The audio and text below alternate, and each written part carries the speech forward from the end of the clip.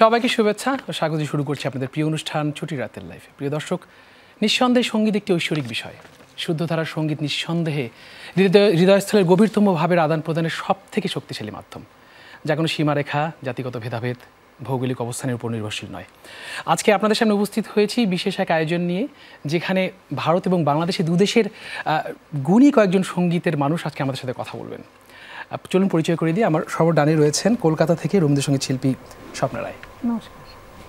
তারপরে আছেন উচ্চাঙ্গ কণ্ঠশিল্পী কলকাতা থেকে দেবলীনা রায়। তারপরে আছেন আমাদের নজরুল সঙ্গীত এবং শাস্ত্রীয় সঙ্গীতের প্রসিদ্ধ নাম প্রশিক্ষক সুজিত মোস্তফা। তারপরে আছেন লখনৌ ভারত থেকে উচ্চাঙ্গ কণ্ঠশিল্পী আদিত্য নির্মল। তারপরে আছেন হারমোনিয়ামে থাকবেন আজকে রাহুল চ্যাটার্জি এবং সুরজ শর্মা সরি, এবং তবলায় থাকবেন রাহুল চ্যাটার্জি। আমি শুরুতেই বলেছিলাম আজকে একটু ভুল হতে পারে। কেমন আছেন? স্বাগত জানাই। ভালো। জি ভাই, বরাবরই আপনাকে যতবার কাছে পাই আলোকিত হই, মোহিত হই, আজকেও হচ্ছি। একটু জানতে চাইব যে গত 16 তারিখ একটি অনেক অনন্য একটি আয়োজন আপনি করেছেন আপনাদের প্রতিষ্ঠান, যেটা বাংলাদেশের বাংলা সঙ্গীতের আসলে শুদ্ধতার সঙ্গীত প্রচার এবং প্রসারের একটি অন্যতম প্রতিষ্ঠান রেওয়াজ। রবীন্দ্রনাথ এবং নজরুলের উপর একটি আয়োজন করেছিলেন। আমি সেটার বিস্তারিত একটু আপনার কাছে জানতে চাইব। রবীন্দ্রনাথ নজরুল তো আমাদের সঙ্গীতের ভিত্তি স্থাপন করেছেন দুজন। রবীন্দ্রনাথ শুরু করেছিলেন পুরাতনী বাংলা গান থেকে। তিনি প্রথম বাংলা গানকে একটা সাংস্কৃতিক সুস্থ সুন্দর ফরম্যাটের মধ্যে নিয়ে এসেছিলেন, কিন্তু সেখানে ভাবের বিষয় বৈচিত্র্য তো ছিল, কিন্তু ভাব গাম্ভীর্য ছিল, বাণী প্রধান ছিল, সুরও ছিল, অনেক রকমের সুর। কিন্তু তিনি উচ্চাঙ্গ সঙ্গীতের যে রসের ব্যাপারটা, যে কালোয়াতি খেলার ব্যাপারটা, সেখান থেকে একটু সরে এসেছিলেন, অনেক সিম্পলিফাইড একটা জায়গায় নিয়ে এসেছিলেন গানকে। আর নজরুল যখন সেখানে হাত দিলেন, তখন তিনি সুর বিন্যাসকে আরও অনেকখানি কাছে টেনে নিলেন এবং খুব পারঙ্গম শিল্পীদেরকে তিনি ব্যবহার করেছিলেন। তার মানে এই নয় যে রবীন্দ্রসঙ্গীতে অপারঙ্গম শিল্পী লাগবে। রবীন্দ্রসঙ্গীত ভালো গাইতে হলেও খুব পাকা শিল্পী দরকার হয়। কিন্তু নজরুলের সিলেকশন থেকে প্রধানত বোঝা যায় যে তিনি একটু খেলিয়ে গান করতে পারেন যারা, সেই ধরনের গান পছন্দ করেছিলেন। এবং নজরুলের ধারাটাই কিন্তু অব্যাহত ছিল এই প্রায় 80-র দশক পর্যন্ত, আমরা যে কারণে নজরুলকে আধুনিক বাংলা গানের জনক বলি। আর আমাদের এই রবীন্দ্রনাথ নজরুলকে নিয়ে একটা অদ্ভুত বিরোধ আছে। কেউ কেউ দুজনের মধ্যে তুলনা করার চেষ্টা করেন। এটা আসলে কোনো তুলনার বিষয় নয়, কারণ রবীন্দ্রনাথের গুণের নজরুল ভীষণ মুগ্ধ ছিলেন এবং নজরুলকেও রবীন্দ্রনাথ অসম্ভব স্নেহ করতেন, প্রশ্রয় দিতেন, যেগুলো অনেকে জেনেও না জানার ভান করেন। এখন এই দুইজনের একটা অনুষ্ঠান তো আলাদা আলাদা করে করা ঝামেলা। তো দুজনকে যখন একসঙ্গে প্রেজেন্ট করতে পারলাম, দেখলাম যে আমাদের সঙ্গে উচ্চাঙ্গ কণ্ঠসঙ্গীত শিল্পী দুজন আছেন, একজন রবীন্দ্রসঙ্গীতের শিল্পী আছেন, আর আমি যেহেতু নজরুল গাই, তো আমরা সেই সুযোগটাকে কাজে লাগিয়ে রেওয়াজ পারফর্মিং অ্যান্ড আর্ট সোসাইটি থেকে এই অনুষ্ঠানটা আয়োজন করলাম। যে এই দুইজনের সৃষ্ট কিছু গান, কিন্তু সেগুলো যেই রাগগুলো থেকে এসছে সেই রাগের হয় উচ্চাঙ্গ ভার্সনটা বা সেমি ক্লাসিক্যালের মধ্যে ঠুমরি বা গজল, এইগুলো দিয়ে আমরা অনুষ্ঠানটাকে সাজিয়েছিলাম একটু ইমপ্রেশন দেওয়ার জন্য টু দ্য অডিয়েন্স। এটাই ছিল মূল উদ্দেশ্য। ছোট্ট আরেকটু করে জানবো যে সাধারণ মানুষের কাছে, যেমন আমি একজন সাধারণ মানুষ, আমার কাছে আসলে নজরুল সঙ্গীত অথবা রবীন্দ্রসঙ্গীত দুটো পৃথক দুটি ঘরানা, দুটো আলাদা ভাবদর্শ আসলে। তো এই জায়গা থেকে দুটোকে এক করার তো একটা চ্যালেঞ্জ তো অবশ্যই ছিল। এত বড় একটা আয়োজন যেখানে অনেকেই গিয়েছিল এবং অনেকে আগ্রহ নিয়ে গিয়েছিল। আমি ব্যক্তিগতভাবে যেতে পারিনি, কিন্তু আমি ফলো করেছি আসলে আপনাদের ফেসবুক সব কিছু ফলো করেছি। তো চ্যালেঞ্জেসগুলো কীরকম ফেস করেছেন? চ্যালেঞ্জ প্রথমত ছিল যে আমরা যে নামকরণটা করেছি, যে সঙ্গীতে রবীন্দ্রনাথ ও নজরুল সম্রাট ও যুবরাজ, আমাদের দেশে যেমন অনেকেই নজরুলকে সম্রাট বলতে চাচ্ছেন, রবীন্দ্রনাথকে মানতে চাইছেন না, কিন্তু আসলে একজন যুবরাজ কিন্তু ক্রমান্বয়ে সম্রাট হয়ে ওঠেন, এটা একটা ধারাবাহিকতা। আর রবীন্দ্রনাথ বয়সও বেশি ছিলেন, আগে এসছিলেন, এবং যে ধারাটা তিনি সৃষ্টি করেছিলেন নজরুল সেটার থেকে বেরিয়ে গেছেন, কিন্তু সেই ধারাটাকে তিনি সম্মানের সঙ্গে গ্রহণ করেছিলেন। গীতবিতান কিন্তু নজরুলের কণ্ঠস্থ, ঠোঁটস্থ ছিল, একদম মুখস্থ ছিল। তো সেখান থেকে, এবং নজরুলের অনেক গানের মধ্যে কিন্তু রবীন্দ্র প্রভাব পাওয়া যায়। তারপরে তিনি একদম নিজস্ব ধারা, এবং নজরুল গায়কই একটা খুব ইন্টারেস্টিং জিনিস যে নজরুলের গায়কী তিনি একা সৃষ্টি করেন নাই, সেখানে আরও 56 জন সুরকার তার সুস্থ অবস্থায় তার অনুমোদন ক্রমে যেহেতু সুর করেছিলেন, এই সবার ভাবনা সবার সুরের প্যাটার্ন মিলে একটা সামগ্রিক গায়কী তৈরি হয়েছিল। কিন্তু এই প্রভাব বলয়টা এরকম ছিল যে ওই সময় অন্য যারা গান লিখতেন সুর করতেন তাদের মধ্যে ওই প্রভাবটা, অতএব নজরুল শুধু যে একটা গায়কী তৈরি করেছিলেন বড় তা নয়, তিনি একটা সময়ও সৃষ্টি করেছিলেন। এখন এটা কিন্তু সবকিছুই কিন্তু ধারাবাহিকভাবে আসে এবং রবীন্দ্রনাথ নজরুলকে এক জায়গায় বসানো এটা দুইজনের জন্যই, দুজনকেই আমরা সম্মানিত করতে চেয়েছি একই সঙ্গে এবং আমরা তাদেরকে সম্মানিত করে আসলে নিজেরা সম্মানিত বোধ করেছি। এইটা নিয়ে আসলে খুব চাইলে অনেক বিতর্ক করা যায়, কিন্তু শুধু ভালোবেসে গ্রহণ করলে বিতর্কের অবকাশ নেই। চমৎকার বলেছেন, ভালোবেসে আসলে গ্রহণ করেছে সবাই, আমি বিশ্বাস করি। আমি একটু আদিত্য আপনার কাছে একটু জানতে চাইব, ওয়ার্কশপ করছেন, বাংলাদেশে আসছে, এসে অনেক জায়গাতেই আপনার উপস্থিতি দেখছি আমরা এবং সবাই খুব আগ্রহ সহকারে আপনার ওয়ার্কশপগুলো অ্যাটেন্ড করছে। আমি ঠিক ওই জায়গাতে আসতে চাই, ওয়ার্কশপ নয়, ঠিক এই যে 16 তারিখে যে আয়োজনটি হলো রবীন্দ্রনাথ এবং নজরুলের উপরে, এই আয়োজনটার আসলে পুরো প্রক্রিয়াতে আপনি কিভাবে সংযুক্ত হলেন আর আপনার অনুভূতিটা একটু জানবো। আসলে আমি কিভাবে সংযুক্ত হলাম সেটা বলতে গিয়ে আমার আম্মি তো মরহুম শিখা সাক্সেনা জি, ওনার মাতৃভাষা যেহেতু উর্দু, তাই ওই সূত্রে আমার মাতৃভাষা উর্দু, তো প্রক্রিয়া হবার যুক্ত বর্ণনা করতে গিয়ে আমি আমার আম্মির লেখা কবিতার 2টি লাইন বলি, তারপরে এগোই। আমি যখনই পড়েছি বাংলায় কবিতা, আমার হৃদয় করেছে হাহাকার। আমি যখনই পড়েছি বাংলায় কবিতা, আমার হৃদয় করেছে হাহাকার। কেন হলো না বাংলা আমার মাতৃভাষা? কে করবে এই অন্যায়ের প্রতিকার? তো আমি এই প্রক্রিয়ায় কিভাবে যুক্ত হয়েছি সেটা বলা কঠিন, কারণ এই প্রক্রিয়াটা আমার জীবনের একটা অংশ। আমরা তার সাথে যুক্ত হই যেটা আমাদের জীবনের অংশ নয় এবং অংশ করে নিতে হয়। এখন আমার জীবনের খুব কঠিন সময় যিনি আমার পাশে থেকেছেন তিনি আমার গুরুজি পণ্ডিত সমরেশ চৌধুরী। সেইভাবে আমি আবার আরেকজনকে জীবনে পাশে থাকতে দেখেছি যে আনফর্চুনেটলি এখন আমার বাঁ পাশে বসে আছেন। আনফর্চুনেটলি বললাম কারণ তার পাশে বসার যোগ্যতা আমার এই মুহূর্তে নাই, আরও 10-20 বছর পর হলে হবে। তো এটা তার ভাবনা, তাদের সংস্থার ভাবনা। আমার কাজ ছিল শাস্ত্রীয় সঙ্গীতের বিষয়গুলি এই দেবলীনার সাথে ভাগ করে গাওয়া এবং উর্দুভাষী মানুষ হিসেবে হিন্দি, সংস্কৃত, বাংলা এবং উর্দুর সাহিত্যের মধ্য দিয়ে এই প্রত্যেকটি গান এবং শাস্ত্রীয় সঙ্গীতের যে রাগ সেগুলিকে একটি বাংলা ধারাভাষ্যের মাধ্যমে উপস্থাপন করা, যাতে এক ধরনের সাংগীতিক উপভোগ্য তর্ক এবং কিছুটা কারোর জন্য এন্টারটেনমেন্ট, একটু তো এন্টারটেনমেন্ট প্রয়োজন, তাই কারোর জন্য উপভোগ্য বিতর্ক তৈরি করা যায়। বাহ, চমৎকার। আজকে একটা বিশেষ আয়োজন, একটু কি একটা ছোট্ট করে উপস্থাপনা যদি হয়ে যেত? জি, তারপর আবার প্রসঙ্গে ফিরছি। একটা ভজন অন্তরা এক কলি শোনাই জি, রাগ ভৈরবীতে। ভৈরবী দিয়ে আমরা অনুষ্ঠান শেষ করি, এখানে শুরু করি। धन्य भाग सेवा का अवसर पाया, चरण कमल की धूल बना मैं मोक्ष द्वार तक आया।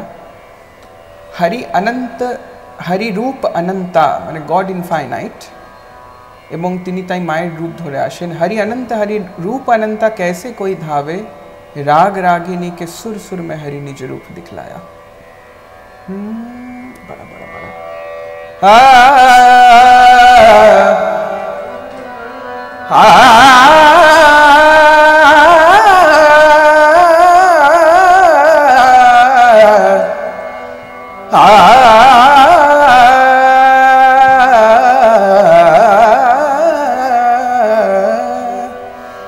धन्य भाग सेवा का अवसर पाया पाया, धन्य भाग सेवा का अवसर पाया पाया, चरण कमल की धूल बना मैं, चरण कमल की धूल बना मैं मोक्ष द्वार तक आया। धन्य भाग सेवा का अब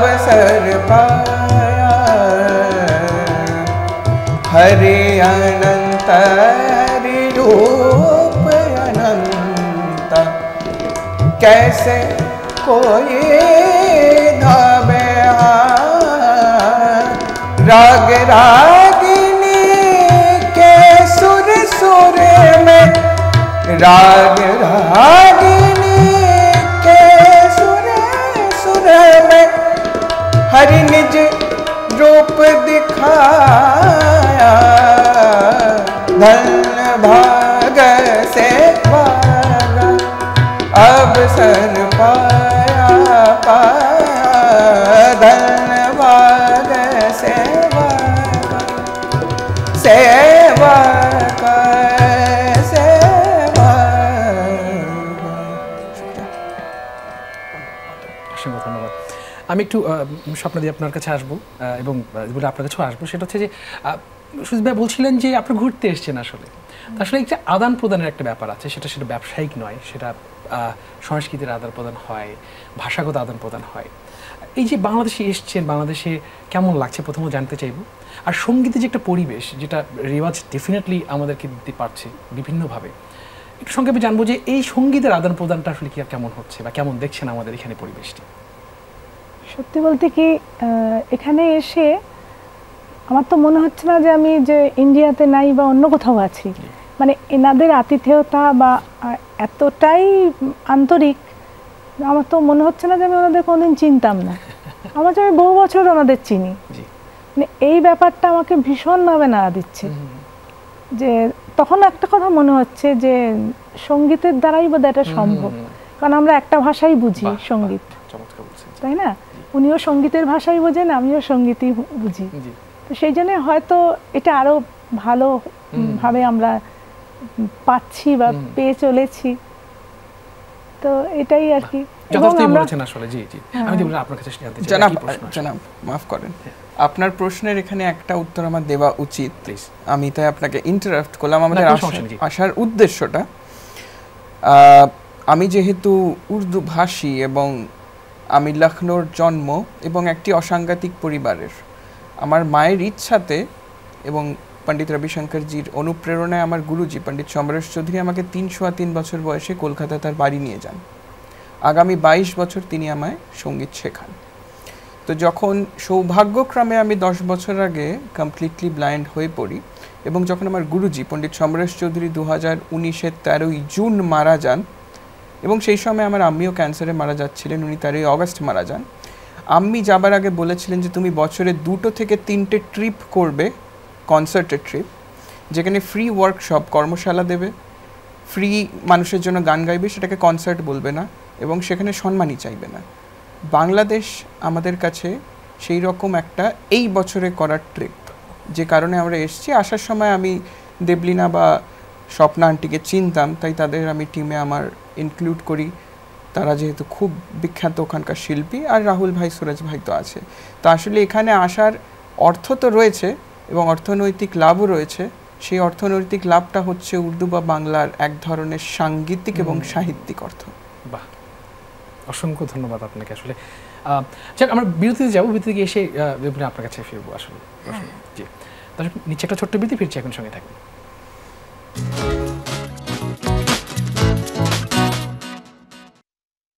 জি হ্যাঁ দর্শক, আবারও ফিরে এলাম আপনাদের প্রিয় অনুষ্ঠান ছুটির রাতের লাইফে। বিরতি যাবার আগে দেবলিনা আপনার কাছে ছিলাম, সেটা হচ্ছে যে ওই একই প্রশ্ন, আসলে কেমন লাগছে আমাদের বাংলাদেশের পরিবেশ?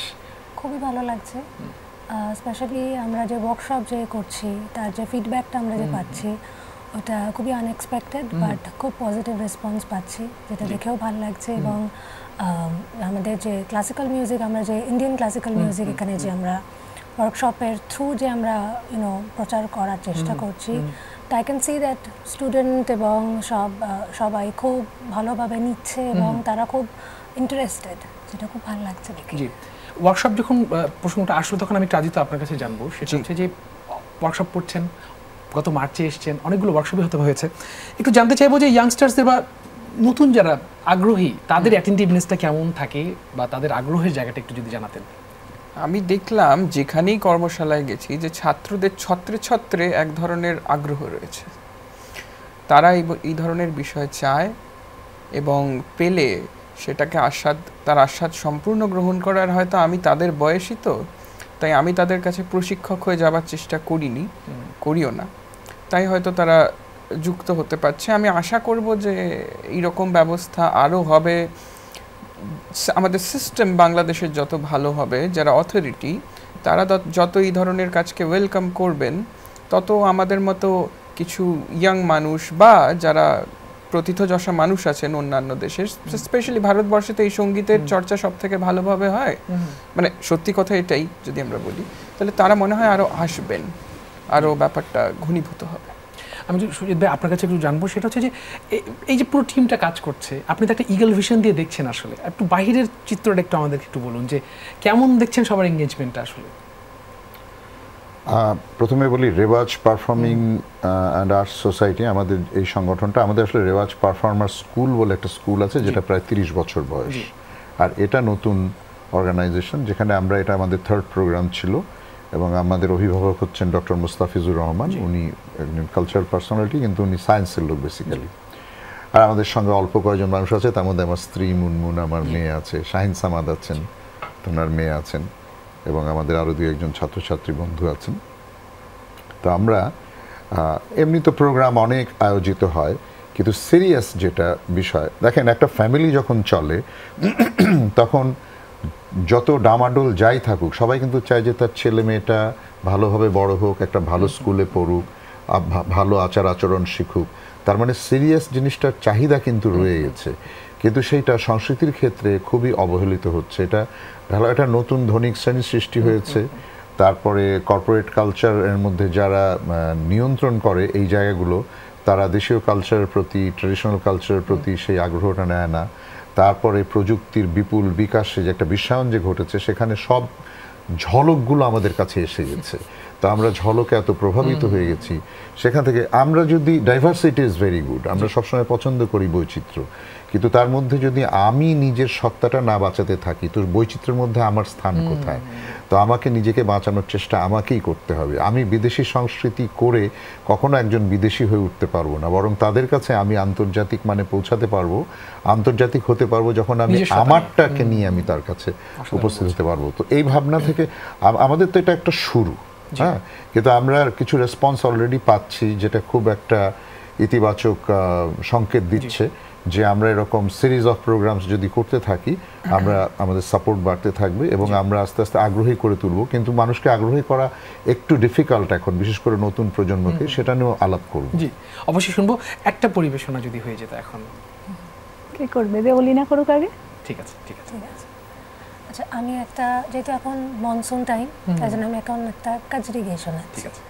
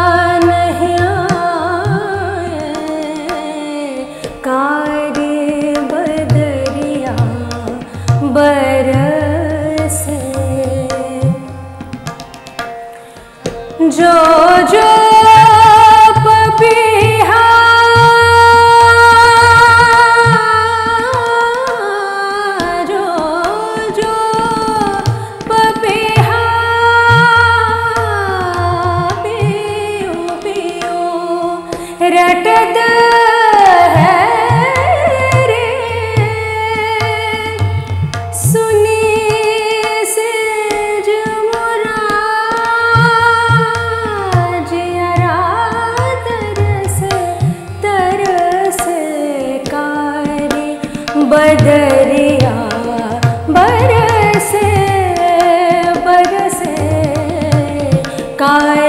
बदरिया बरसे कारी बदरिया कारी बदरिया कारी बदरिया बरसे।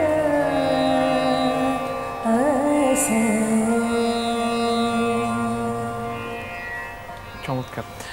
সীমানাবিহীন একটি সুর আজকে আমাদের মানে আমি এটাও ভাবছিলাম যে দেবলীনা ভারতের তো বাংলাদেশের সঙ্গে আমরা যে সীমানা যুক্ত করার চেষ্টা করছি, এখানে ওকে একটা বিয়ে দিয়ে দিতে পারি। হ্যাঁ নিশ্চয়ই নিশ্চয়ই। কোনো কি বন্দোবস্ত হয়েছে এর মধ্যে? না না এখনো বন্দোবস্ত হয়নি, না চেষ্টা এখনো পর্যন্ত করা হয়নি। ওর দিকে অনেকে তাকিয়ে দেখছে, ও তাকাচ্ছে কিনা আমি এটা এখনো ও না, আমি এখনো চশমা পরে নেই, তাই জন্য আমি দেখতে পাচ্ছি না। তবে নিঃসন্দেহে আমার মনে হয় যে সুজিত ভাই যদি এই দায়িত্বটা নেয় তাহলে খুব সাকসেসফুলি ব্যাপারটা সম্ভব হবে। তাহলে তো খুব ভালো, তাহলে আমি একটু নিশ্চিন্ত হতে পারছি। সীমানাবিহীন সুর আজকে আমাদের অনুষ্ঠানের টপিক আসলে, তো হোক না আরেকটা পরিবেশনা এবার যদি আমি তাহলে এই রাগের উপরই একটি রবীন্দ্রনাথের গান একটুখানি এই শোনাচ্ছি। রাতটি দেশের ওপর। দেশ, ঠিক আছে। এসো শ্যামল সুন্দর, এসো শ্যামল সুন্দর,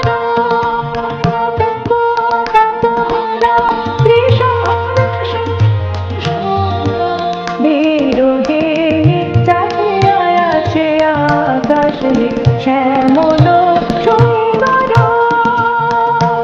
সে যে ব্যথিত হৃদয় আছে বিছায় তমাল কুঞ্জপথে সজল ছায়াতে, ব্যথিত হৃদয় আছে বিছায় তমাল কুঞ্জপথে সজল ছায়াতে, নয়নে জাগিতে করুণ রাগিনী শ্যামল সুন্দর, এসো শ্যামল সুন্দর। অসংখ্য ধন্যবাদ। এটাই ঘটনা যে ও দেশরাগে কাজরি গাইলো এবং এইটাকেই রবীন্দ্রনাথ ব্যবহার করে কি চমৎকার একটি গান তৈরি করেছেন। এবং রবীন্দ্রনাথের গানে একটা অদ্ভুত ক্যারেক্টার লক্ষণীয় যে অনেক গান তিনি রাগকে পুরোটা গ্রহণ করেছেন কিন্তু রাগটাকে বুঝতেও দেন না। হ্যাঁ, তো সেইটা বোঝানোর একটা প্রয়াস এই আমাদের যে প্রক্রিয়াটা এটার মধ্যে আছে। মানে এটাই আমরা চেষ্টা করেছি। জি নিশ্চয়ই। আমি একটু আদিত্য আপনার কাছে জানবো, সেটা হচ্ছে যে নিঃসন্দেহে শাস্ত্রীয় সঙ্গীত একটি জীবন বিধান এবং আপনি পণ্ডিত সমরেশ চৌধুরীর ছাত্র, পণ্ডিত রবিশঙ্কর তার ছাত্র ছিলেন। আপনি কি জানবো যে তাদের কাছ থেকে শিক্ষা জীবনের যে একটা মেসেজ বা একটা জীবন দর্শন, সেটাকে যদি ছোট্ট করে সামারাইজ করতে বলি তাহলে সেটা কিরকম হবে? ওই জীবন দর্শনের বোধহয় তিনটেই কথা, তারও পেছনে একটাই কথা, সব কিছু ত্যাগ করতে পারলে শাস্ত্রীয় সঙ্গীতে এসো, না হলে এসো না। 1 2 এইভাবে যদি যুব সম্প্রদায়কে, ইয়াং জেনারেশনকে বোঝাও যে সব কিছু ত্যাগ করে আসতে হবে শাস্ত্রীয় সঙ্গীতে, তাহলে তারা শাস্ত্রীয় সঙ্গীতকে আগে ত্যাগ করবে। তো ওইভাবে বোঝানোর চেষ্টা করো না, তাদের মতো করে তাদের কাছে ব্যাপারটা পৌঁছে দাও।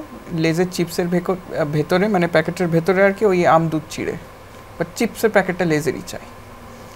আর 3 নম্বর বিষয় যেটা আমি বিশ্বাস করি, যেটা সব সেক্টরেই প্রয়োজন, সেইটা হচ্ছে আমি যদি ভাবি কিছু করব as a human being, I will do it. সেটা যদি শাস্ত্রীয় সঙ্গীতে থাকে তাহলে হবে। এখন আর 1 ঘন্টা খেয়ালও চলবে না, 1.5 ঘন্টা ধ্রুপদও চলবে না। আমি গাইবো 5 মিনিটেরই ঠুমরি, কিন্তু তাতে এমন ধরনের কনফিউজিং ফিউশন করব না যে মানুষ বুঝতে পারবে না ঠুমরিটা কি ছিল। বা দাঁড়ালে দুয়ারে মোর আমরা শুনছি তো এখন মিলিয়ন ভিউজ হয়েছে, কিন্তু তার কম্পোজিশনটা বদলে যায়নি। তো জাকিরজি যে ফিউশন করেন, উনি আগে 50 বছর শাস্ত্রীয় সঙ্গীত শিখে 30 বছর ক্যালিফোর্নিয়া এবং নিউ ইয়র্কের বহুবার ঘুরে, লন্ডনে ঘুরে আজকে ফিউশন করছেন। তো আমরা মাঝে মাঝে এমনও ফিউশন করি, দাঁড়ালে দুয়ারে মোর নেক্সট লাইন হচ্ছে কোন রাগে গানটা ছিল রে, পাহাড়ি মান না, আমি ওইটাই বললাম, মানে আমরা এমন ভাবে ফিউশনটা গাই যে দাঁড়ালে দুয়ারে মোর নেক্সট লাইনটা আমাদের মনে আসে কোন রাগে গানটা ছিল রে, কম্পোজিশনটা ঘেটে যায়। সেইটা না যদি আমরা করি তাহলে আমার মনে হয় সেটাই এনাফ। সাধারণ মানুষের কাছে, যুব সম্প্রদায়ের কাছে শাস্ত্রীয় সঙ্গীতটাকে নিয়ে যাওয়া। একটা চমৎকার একটি কথা বলেন সুজিত ভাই, যে ফিউশন কনফিউশনের একটা মাঝখানের একটা কথা আসলে অবশ্যই এই ব্যাপারে একটা প্রশ্ন আমার আপনার কাছে আছে, বাট বিরতির পরে। দর্শক নিচে একটা ছোট্ট বিরতি বিরতি সঙ্গে থাকবে।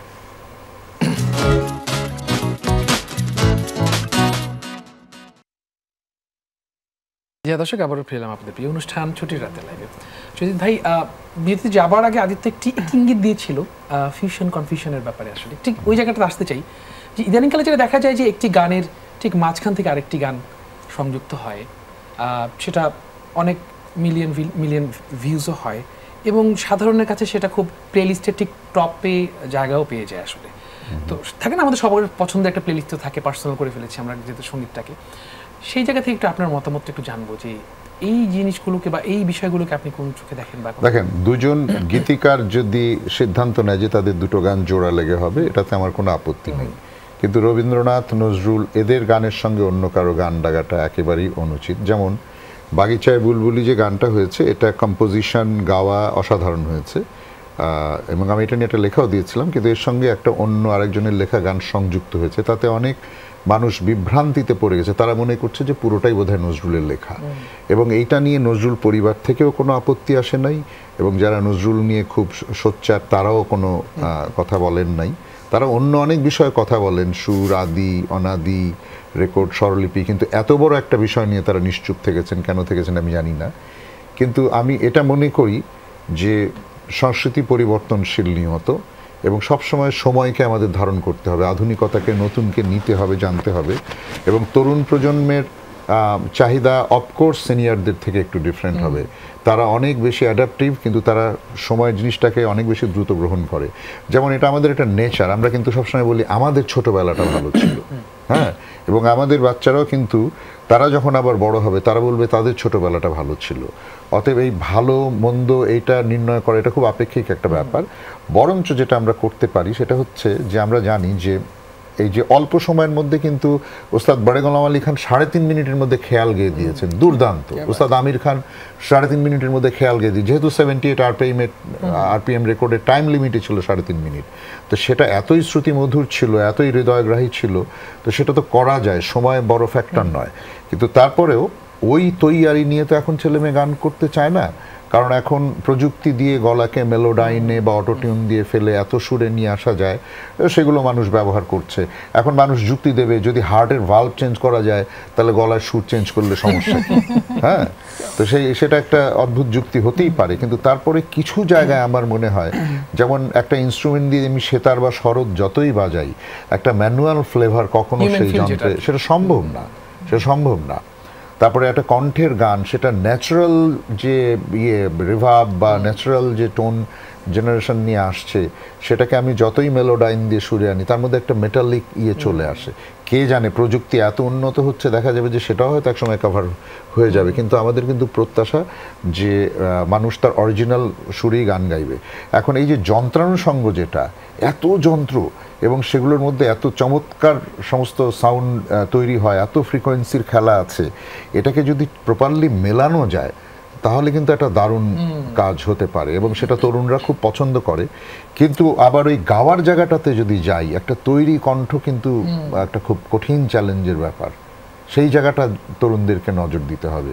আমাদের বন্ধু ফকির শাহাবুদ্দিন একদিন আমাকে বলছে যে আপনারা কি গান শেখান ওস্তাদ, ইউটিউব আলী খান থাকতে আপনাদের কাছে কেউ কি যাবে নাকি? তো এখন গুরুদের অবস্থা হয়েছে ইউটিউব আলী খান আসলে পছন্দ হলো।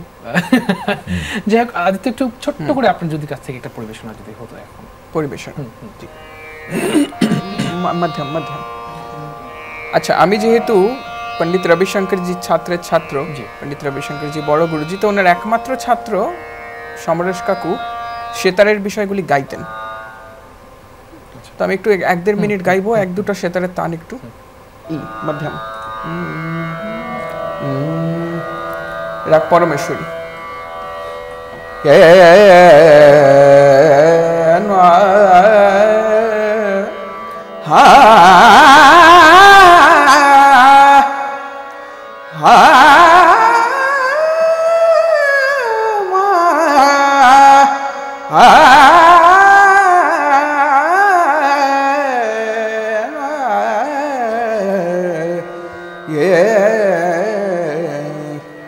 रे पिया घर आए मोरा पिया घर आए मोरा मन रत सुख पावे पिया घर आए मोरा मन रत सुख पावे पिया घर निदा मदनि स निदा मगरे स पिया घर धनि स रे ग मदनि स निदा मगरे स निदा मगरे स रे ग मदनि मदनि द नि धनि मदनि स धनि द स नि स धनि मनि धनि मद ग म रे ग मनि धनि मद स नि स द निदा नि म द मगरे स पिया घर आ निदा मदनि द सा निदा मगरे स धनि द सा निदा मगरे स धनि द सा निदा मग पिया घर आ हे मोरा पिया घर आए पिया घर आए पिया घर आए रे मोरा। চমৎকার। আমি আদিত্য এবং সুজিত ভাই আপনার দুজনের কাছে এই প্রশ্ন রাখতে চাই যে গলা তৈরির যে একটা ব্যাপার বা ছোটবেলা থেকে গান শেখার যে একটা ব্যাপার, আসলে এই আগ্রহের জায়গাতে পারিবারিক উৎসাহটা কতটুকু দরকার? আগে আমি বলি, জি জি সুজিত সাহেবের আগের কথা রেশ ধরে বলি ফিউশন নিয়ে।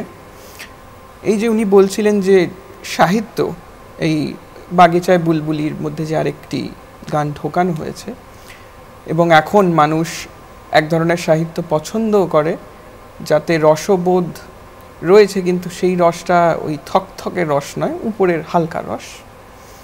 এটার একটা নিদা ফাজলি বলে একজন শায়ের আছেন, তিনি আমাদের খুব পুরনো উর্দুর লেখক ছিলেন, মির্জা গালিব এবং মীর। ওদের ব্যাপারে লিখতে গিয়ে লিখেছেন, ইউं भी कभी कभी हमने अपने दिल को बहलाया है, जिन बातों को खुद नहीं समझे औरों को समझाया है। मीर गालिब के शेरों ने किसका साथ निभाया है, हमने तो मियाँ सस्ता गीत लिख लिख कर घर बनवाया है। তো এইটা থেকে বেরোনোটা খুব মুশকিল। আর এই যে আওয়াজ তৈরির কথাটা, এটার একটা খুব সুন্দর শের আছে, जिधर भी जाओगे हैं खोखले लफ्जों का हुजूम, कौन समझे यहाँ आवाज़ की गहराई को। তো মুশকিলটা হচ্ছে এই রিয়াজের ক্ষেত্রে পরিবারের একটা জায়গা আছে, এটা সত্যি, কিন্তু এটাও সত্যি যে বহু বিখ্যাত শিল্পীর পুত্ররা এবং কন্যারা বিখ্যাতও হয় নাই, কুখ্যাতও হয় নাই, মানে সঙ্গীতে কিছুই হয় নাই। তো it is all about your inner voice, ভেতরের ইচ্ছা। হ্যাঁ, একটা জায়গা তো থাকে পরিবারের, এবং ওটা বলতে ভাল লাগে যে আজ থেকে 50 বছর আগে বানারসের প্রত্যেকটা গলি থেকে সঙ্গীতের আওয়াজ শোনা যেত। এখন সম্ভব নয়, কারণ গলিগুলোই তো নাই, ওগুলো তো মাল্টিপ্লেক্স হয়ে গেছে। তাই যেটা নেই সেইটা চেয়ে চেয়ে, মানে আমি চাহিয়া চাহিয়া রহিয়েছি গাহিয়া গাহিয়া কিন্তু পাই নাই, সেটা তো করে লাভ নেই। তো আমার মনে হয় এখন অনলাইন একটি মাধ্যম আছে, সেখানে যারা রেয়াজটা কি বুঝেছে আমাদের ইয়াং জেনারেশনের, তারা যদি সেই মাধ্যমটিকে ইউজ করে, একটু মানুষকে বোঝায়, এবং মানুষকে যখনই দুটো রেয়াজি গলা শোনানো হবে, আরও মানুষ যখন সেটা গাইতে চাইবে, ইয়াং জেনারেশন দেখবে গাইতে পাচ্ছি না। যাকে যে সাউন্ড অফ ট্রেন শুনতে ভাল লাগে, বাজাতে গিয়ে দেখায় হচ্ছে না, তখন বুঝতে হয় যে আমাকে ঘেঘেটাও শিখতে হবে, তেটে কেটেটাও শিখতে হবে, না হলে মুশকিল। তবে জেনেটিক ড্রিফট বলে একটা কথা আছে, যেমন ও বললো যে বড় ওস্তাদের সন্তান নাও হতে পারে, সেটা একটা ফিলোসফির ব্যাপার আছে, একটা জীবন দর্শনের ব্যাপার আছে। কিন্তু জেনেটিক্যালি কিন্তু অনেকেই, যেমন ডাক্তারের ছেলে ডাক্তার হয়, ইঞ্জিনিয়ার ছেলে ইঞ্জিনিয়ার হয়, এরকম আমরা দেখেছি যে গায়কের ঘরে গলায় ক্ষমতা নিয়ে অনেকেই জন্মায়। সবার হয়তো জন্ম হয় না, কিন্তু তার আগ্রহটা ওইদিকে থাকবে কি না। আর গলা তৈরির যে ব্যাপারটা, এটা হচ্ছে সাবকন্টিনেন্টে অনেকেই জন্মগতভাবে একটা গলা পেয়েছে ফ্যামিলি ট্র্যাডিশনের কারণে, আবার অনেকে দীর্ঘদিন তালিম নিতে নিতে নিতে নিতে নুস্খাগুলো বুঝে গেছে, প্রেসক্রিপশনটা বুঝে গেছে, তারা শিখে গেছে। কিন্তু আমরা যখন ওয়েস্টার্ন নিয়ে ঘাটাঘাটি করা শুরু করলাম, তখন দেখলাম যে এটা সায়েন্স আছে। এই সায়েন্সটা কিন্তু ইন্ডিয়ান মিউজিকে এখন ইদানিং কালে ভয়েস ট্রেনার আমরা দেখছি, বোম্বেতে আছে, দিল্লিতে আছে, ভয়েস ট্রেনারদের এখন যুগ শুরু হয়েছে। তারা যে কীভাবে চেস্টকে ইউজ করতে হবে, রেজিস্টারগুলো, হেড ভয়েসে কীভাবে যেতে হবে, ফ্রিকোয়েন্সিগুলো বোঝা, এবং এইটা যদি আমাদের ওস্তাদরা নিতে পারেন, দুইটাকে যদি কোঅর্ডিনেট করেন, তাহলে আমি বলবো যে কম্পারেটিভলি অনেক দ্রুত ভালো ভোকালিস্ট তৈরি করা সম্ভব হবে। অসংখ্য ধন্যবাদ। একেবারে সময় নেই, যে চলে যেতে হবে। স্বপ্নাদি আপনাকে অসংখ্য ধন্যবাদ, দেবলীনা আপনাকেও, আদিত্য আপনাকেও, এবং সুরজ আপনাকেও, রাহুল আপনাকেও। যেতে যেতে আমরা সুরজ এবং রাহুলের একটি পরিবেশনা দিয়ে শেষ করব। অসংখ্য ধন্যবাদ আবারও। Thank you. দর্শক, এই ছিল আমাদের আজকের আয়োজন। আশা রাখছি আয়োজন ভালো লেগেছে। দেখাবো সামনের সপ্তাহে নতুন কোনো আয়োজন নিয়ে। ভালো থাকুন, সুস্থ থাকুন।